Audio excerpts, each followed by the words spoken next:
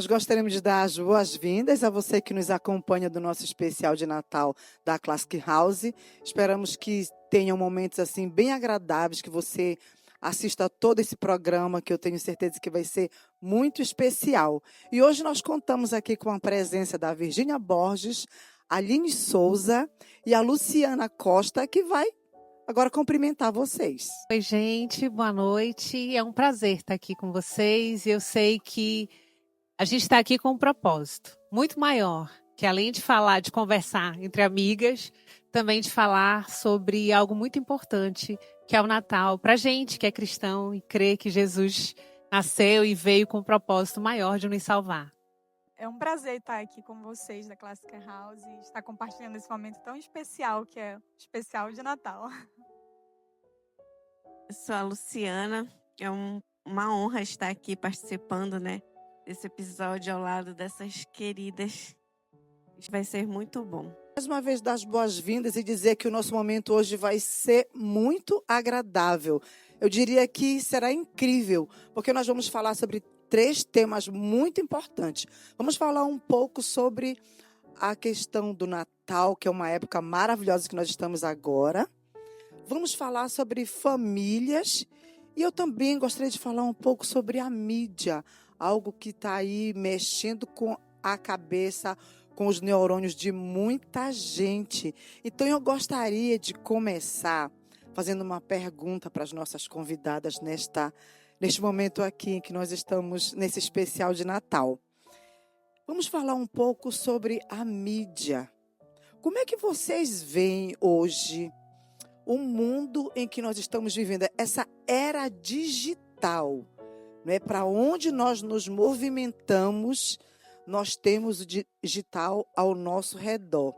E na semana passada eu conversava com uma colega nossa, ela estava viajando para Dubai e ela disse assim: Vanja, é uma loucura você sair daqui do Brasil, de onde nós estamos, porque tudo é digital. Até a porta do apartamento onde nós ficamos fazem leitura facial. Eu procurando a chave na bolsa, procurando o cartãozinho, não. Você tinha que colocar o rosto. E se a gente for pensando, se for se aprofundar, a gente vai ver que em todos os lugares que nós estamos, tem o digital lá. Como é que vocês estão percebendo isso? Como é que vocês enfrentam isso?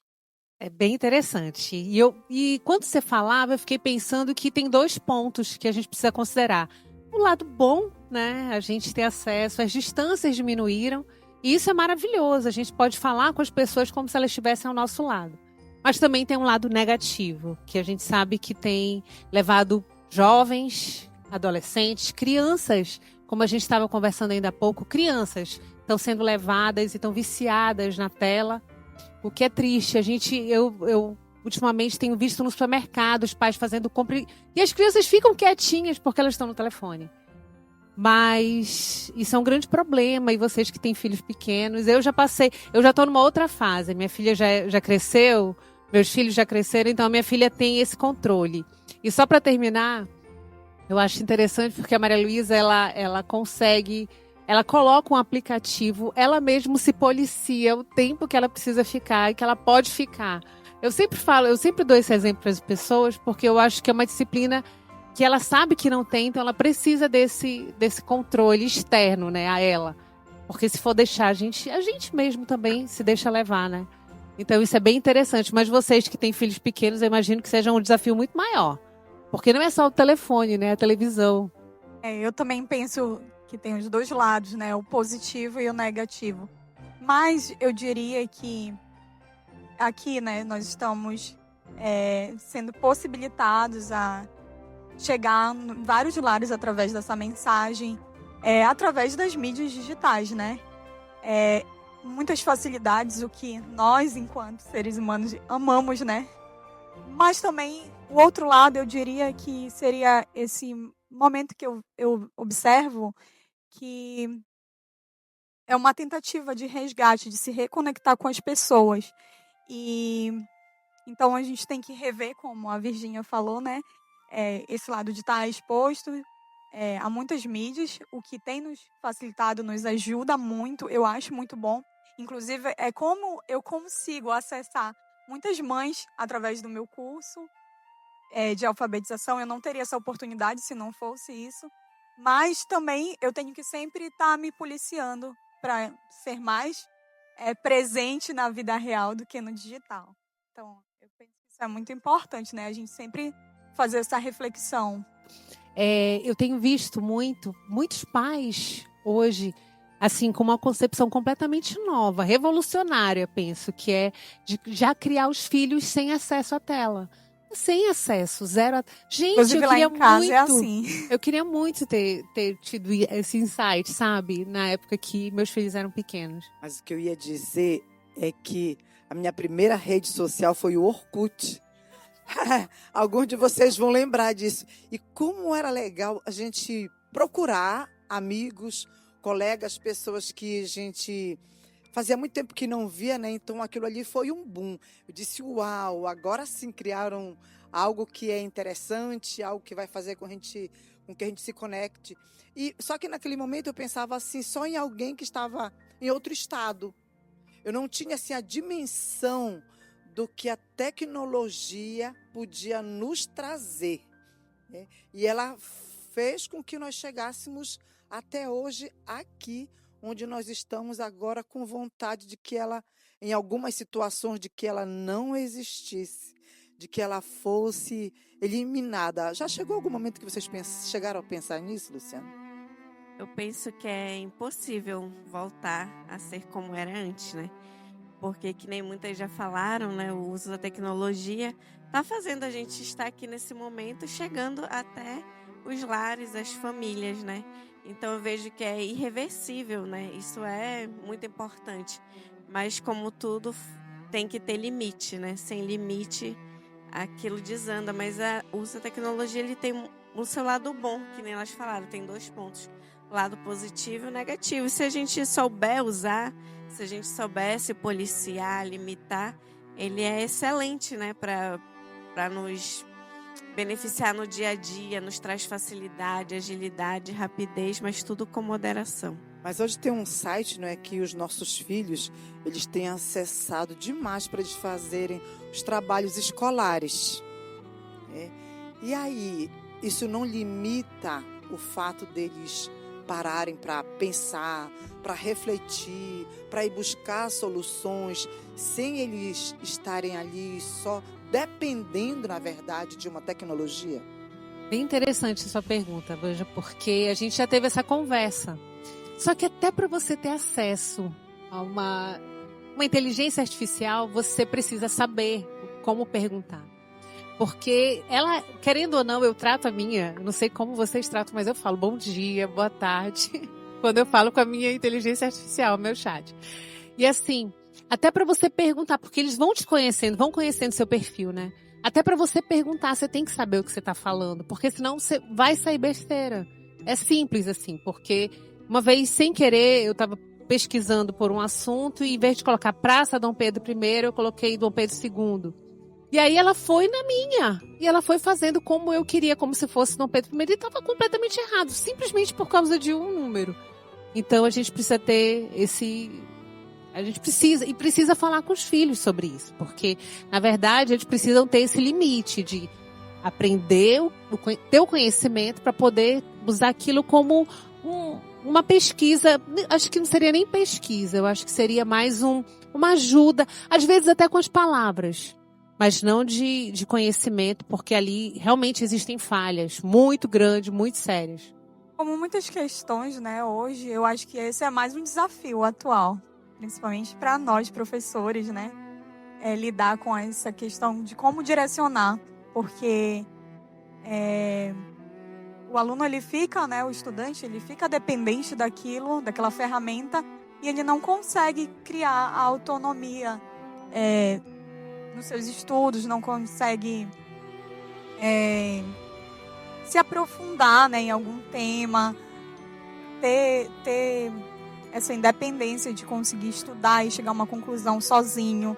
E até nós mesmos, né, quando a gente tá com alguma questão ali, nós vamos ali pesquisar no chat, perguntar, e a gente tem que se policiar e também saber direcionar, né, nossos jovens e nossas crianças.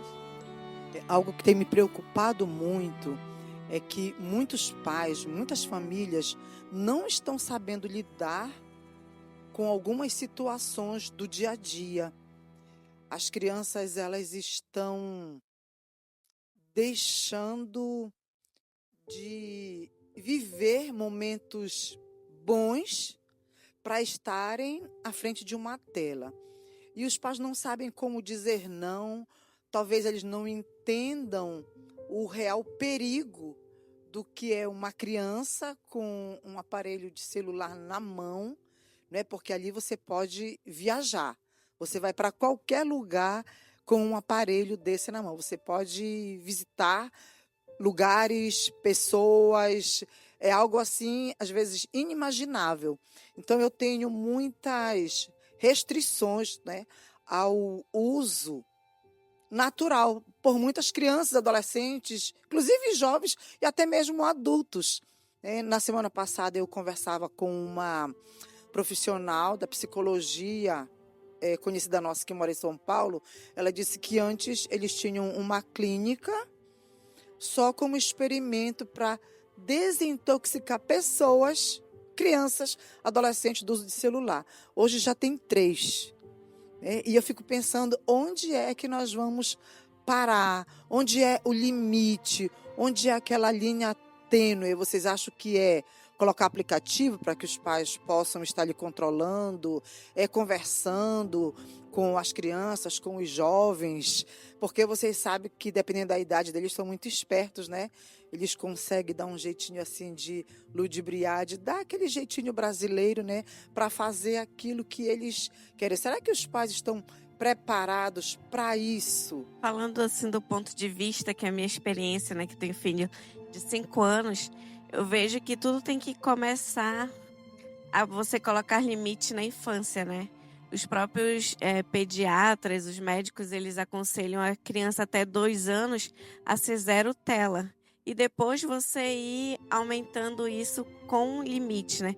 Porque que nem nós falamos anteriormente, hoje é impossível você viver sem a tecnologia, sem o celular. Mas quem tem essa oportunidade de ter o filho ainda pequeno, né? Eu que ainda estou esperando outro, então é importante você já vir com essa base. Porque às vezes quando chega lá na fase da adolescência que você perdeu o controle, é tudo mais difícil. É muito interessante porque quando meus filhos eram pequenos, a gente não tinha esse outro lado. Era só, eu lembro que a gente estimulava, não, é bom que ele tenha acesso, ele tenha esse conhecimento, como se... E eu falo com outros amigos que têm filhos na mesma faixa etária. A gente achava aquilo que era muito... Olha como ele mexe, olha como ela mexe legal, olha como ela acessa... Lindo, né? Lindo, olha, inteligente. rapidinho, super inteligente. Só que não era nada disso. Hoje a gente tem as consequências disso e muitos pais não sabem administrar isso, né? E eu fico assim, nossa...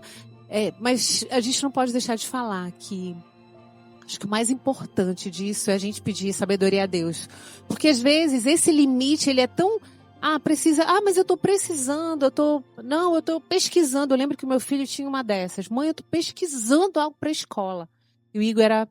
Mas assim, na verdade, a gente precisa de sabedoria vinda do Senhor mesmo. Porque isso é criar filhos. Hoje... O nosso criar filhos diferente, Vanja, de como talvez tu tenhas criado, é criar com sabedoria até para acesso à internet. A gente precisa ter essa sabedoria porque eles são espertos. E eles ludibriam, assim, eles mesmo vão procurando outros caminhos. Mas, na verdade, a gente precisa pedir que o Senhor nos mostre, discernimento mesmo. Eu lembro que quando a minha filha era pequena, tinham desenhos que eram completamente demoníacos. Ela assistindo, e só de ouvir eu já falava, filha, não. Esse não. Esse você não vai assistir. Ou então esse é besterol demais, Maria. Não, não, não, não. E ela, mas por quê? Aí eu sentava com ela e explicava, como você falou, né? Desde criança. Não, por causa disso, disso, disso. É o começo de tudo. Então, esse entendimento de que daquilo que vem, a gente sabe que aquilo não vem de Deus. O mundo é espiritual, a gente tem que reconhecer isso até na criação dos filhos. E a gente precisa estar de olho sempre, né, Lu? E agora do texto de Provérbios que fala, ensina a criança no caminho em que deve andar, e ainda quando for velho não se desviará dele. Como é que vocês veem esse versículo sendo aplicado hoje, em casa, com a família, com os filhos? Então, Vanja, tem uma frase de Charlotte Mason, que é uma educadora da educação clássica, que eu gosto muito e eu sempre reflito nisso quando eu estou com alguma dúvida em relação à criação dos meus filhos, que diz o seguinte: a educação, ela é uma atmosfera, uma disciplina e uma vida. E o que isso significa, né? Que não adianta você criar meios artificiais, regras vazias de sentido, se você não vive aquilo que você fala. Lembra daquele ditado antigo que os antigos diziam, né? Faço o que eu falo, mas não faço o que eu faço. Só que, na verdade, isso não se aplica. E quando eu olho para esse versículo de Provérbios, eu sempre tento lembrar que não adianta eu falar para os meus filhos que eles precisam se alimentar bem, que eles precisam dormir cedo, que eles precisam ficar longe do celular, longe das telas, se a minha vida é exatamente essa que eu estou dizendo para eles não fazerem. Então, essa questão da disciplina, da atmosfera do lar, ela é muito importante para que você ensine de fato o caminho onde ela deve andar, porque como a quem ela vai olhar se não for para você?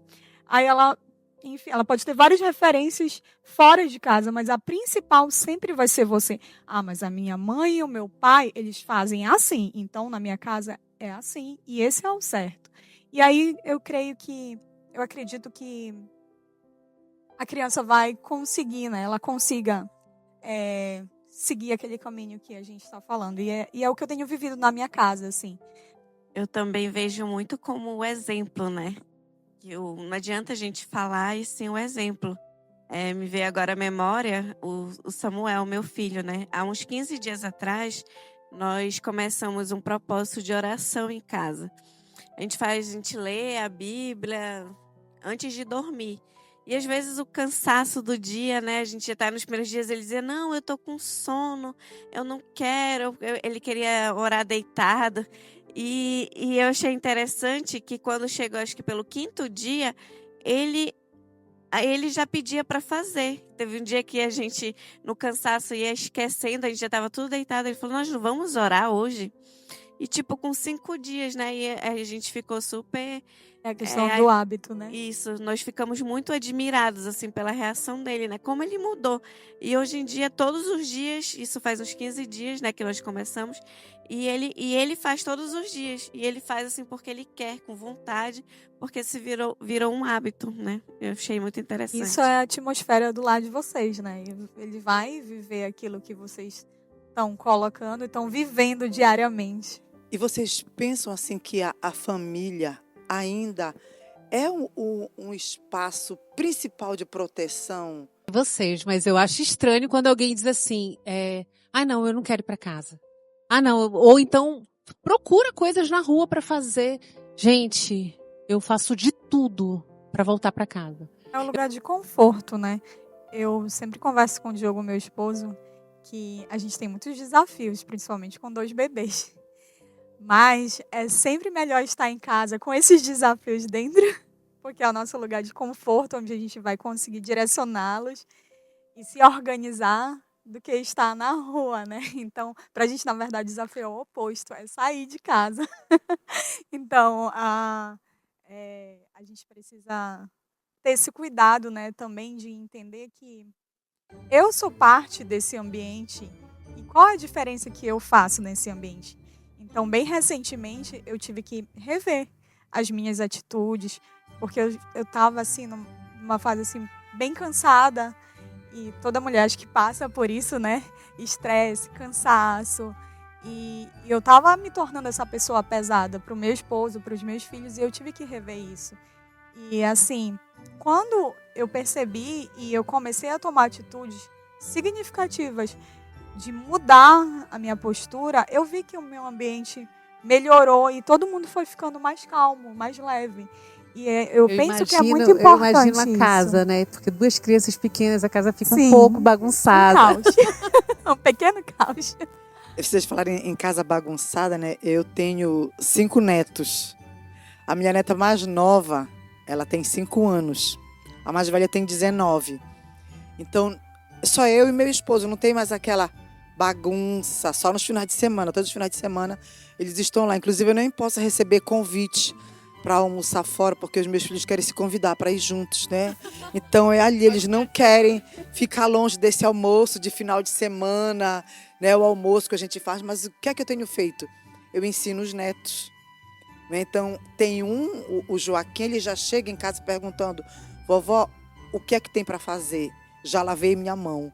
Então, ele vai lá me ajudar, ele já frita o peixe comigo, já faz os bolinhos, aquelas comidas que eles gostam. Eu estou ensinando, repassando isso para que eles aprendam. E é muito gostoso, né? Na verdade, a família é para ser aquele local, aquele momento assim de aconchego, de proteção, de Aprendizado, confiança. né? Exatamente. É aquele lugar onde a gente vai se sentir seguro, onde é um lugar para a gente ter paz. Mas nada disso acontece se a gente não tiver Jesus como o principal, como a pessoa mais importante ali dentro da nossa casa, né? E falando em Jesus, nós estamos aí próximos de um mês, né, que a gente comemora o nascimento de Jesus, Natal. Eu lembro que o meu Natal, quando eu era criança, eu não gostava muito, era uma época assim que... Porque eu só ganhava uma boneca de plástico, uma boneca que não dava para movimentar nem o braço e nem as pernas, né? E vinha com uma chupeta e uma fraldinha assim de plástico. Então, quando chegava o Natal, que eu acordava, que eu olhava aquilo debaixo da minha rede, que na época dormia na rede, eu preferia a bola que os meus irmãos ganhavam. E tem mais um detalhe, eu era aquela menina birrenta, porque quando a gente ganhava os presentes, né, vai todo mundo para a rua no outro dia para mostrar o brinquedo que ganhou, né, para compartilhar.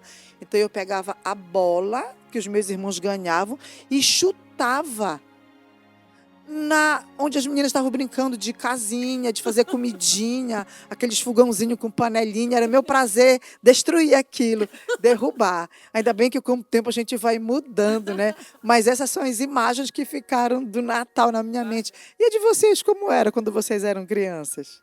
Eu tenho uma imagem assim da casa da minha avó, né? A gente sempre se reunia lá, os filhos, no caso a minha mãe, e com os irmãos dela, e já tinham os meus primos, né? E eu sempre lembro, assim, de algo muito alegre, de um momento alegre, assim, onde a família estava reunida.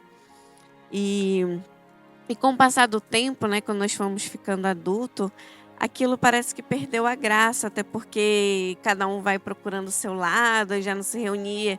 Tinha um tio que já não morava mais em Belém, e aí já não vinha, ficava, às vezes aparecia só um ou dois, cada um aparecia num horário, né?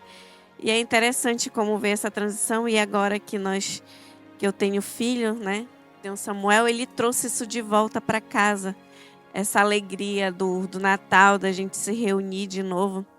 E hoje em dia nós já estamos, né, constituindo a nossa família, e a gente tem resgatado isso de volta, porque a criança, ela traz isso de volta, né? Ela traz o brilho do Natal, inclusive de querer arrumar, de querer alguma coisa, né, assim, nem que seja uma luzinha de Natal, a criança quer, né? E a gente voltou a ter esses símbolos em casa.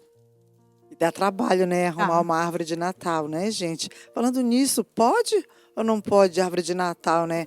Eu tenho certeza que a Classic House vai falar um pouco sobre isso, e a gente vai ficar aguardando esse episódio aí pra gente conhecer melhor um pouco sobre isso. E aí, Aline, como é que foi o seu Natal? Como é que eram os seus natais quando você era criança? Da mesma forma que a Luciana, nós também nos reuníamos na casa da minha avó, e na verdade até hoje ainda existe essa reunião.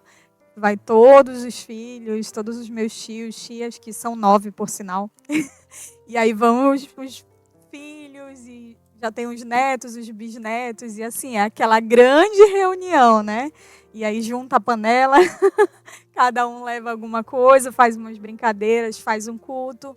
E assim, é muito bom, assim, porque a gente, ao mesmo tempo que a gente celebra o sentido real, nós também temos aquele momento de comunhão, né? Que às vezes o ano inteiro passou longe, não conseguiu se ver. E aí é aquele momento de se ver, de passar a noite conversando, jogando, brincando, e é muito bom. Esse ano, eu e o Diogo, nós decidimos fazer diferente. Nós vamos fazer na nossa casa com nossos bebês, É. porque eles dormem Primeira cedo. vez, né? E aí nós vamos Legal. criar nossas tradições. Aham. Bacana, né? E sempre tem aquelas listas no WhatsApp, né? O que é que você vai levar? E todo mundo querendo levar arroz, né? Não sei se acontece na família de você. Sim, sim. O famoso pavê também, né? E aí, Virgínia, conta pra gente. Para mim foi diferente. Eu não me reunia na casa dos meus avós, era na casa dos meus pais mesmo.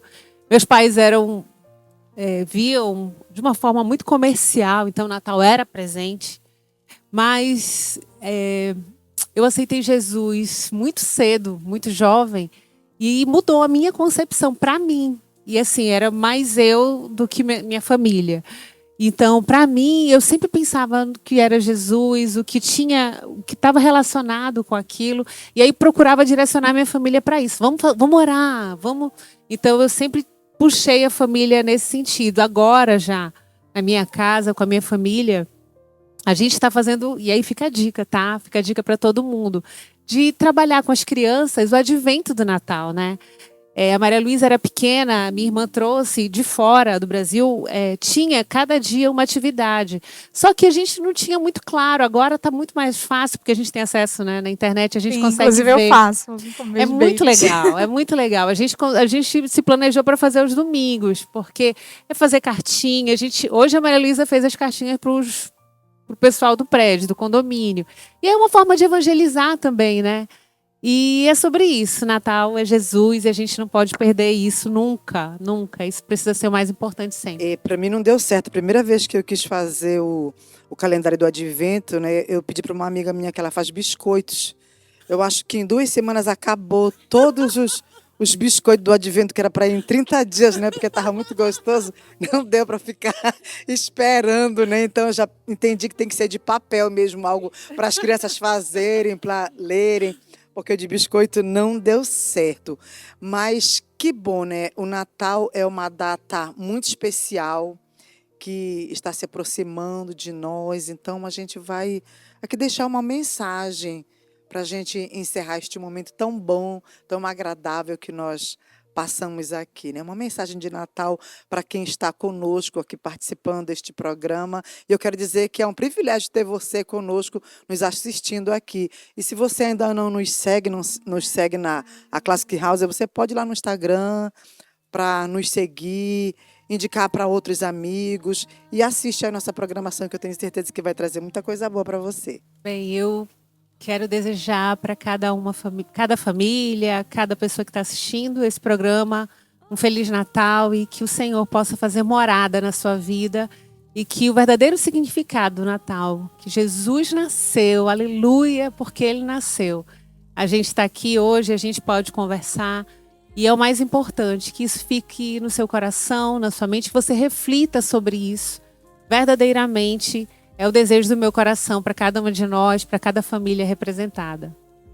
Bom, eu desejo que esse espírito natalino, né, sirva para a gente ter uma reflexão do que a gente precisa melhorar no próximo ano, né? Isso deveria ser todos os dias, não esperar o próximo ano, mas a maioria das pessoas, né, tem isso como um marco. Então, que a gente aproveite esse momento, esse espírito onde as famílias se reúnem, para que a gente possa fazer o melhor, estar mais próximos de Deus e pedir sabedoria a Deus para que no próximo ano nós possamos vencer os desafios que é ter uma família. E esse Natal, se você não celebra, você faça diferente. Você pesquise o significado, se reúna com a sua família, faça uma pequena celebração e convide Jesus para o seu Natal. Obrigada a você que ficou conosco até o final do nosso programa. Que Deus abençoe cada lar, cada família, que nós possamos entender o verdadeiro sentido do Natal, que é Jesus como o centro da nossa família. E que o nosso Deus nos dê disposição, coragem para continuar levando essa palavra, incentivando, orando, abençoando famílias, cuidando da nossa casa. E que Jesus possa estar habitando em cada lar. Muito obrigada.